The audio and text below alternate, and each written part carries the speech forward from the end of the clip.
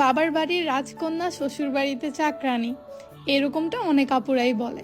আমার মতে এইভাবে প্রস্তুত করে নেওয়া যাতে পৃথিবীর যেই প্রান্তেই যাই না কেন অন্যের উপরে ডিপেন্ডেন্ট হওয়া না লাগে, সেটা পড়াশোনা হোক কিংবা রান্না করে খাওয়া হোক।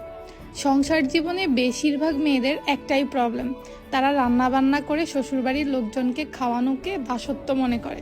আপনারা কি এরকমটা মনে হয়? যদি মনে হয়ে থাকে তাহলে আপনার জন্য জাস্ট আমার একটাই টিপস থাকবে, সেটা হচ্ছে নিজের পরিবার নিজের বাবা মা হিসেবে মন থেকে মেনে নেবেন। তখন দেখবেন তাদের জন্য কিছু করতে পারলে কিংবা তাদেরকে, তবে শ্বশুরবাড়ির মানুষগুলা যদি একটু ভালো হয় আপনাকে তাদেরই একজন হয়ে যায়। বাবার বাড়ি কিংবা শ্বশুর বাড়ি দুইটাই তখন নিজের পরিবারই মনে হয়, কিছুই চাওয়ার থাকে। ও হ্যাঁ, আরেকটা বিষয় যেটা না বললেই নয়, শ্বশুর শাশুড়ি ননদ স্বামী যদি আপনার মনের মতো হয় তখন একটা মেয়ের জীবন পুরোটা শাশুড়ির সাথে ঠিক সেরকম ব্যবহার করা যেরকম ব্যবহার আপনি আপনার রাখতে পারবেন।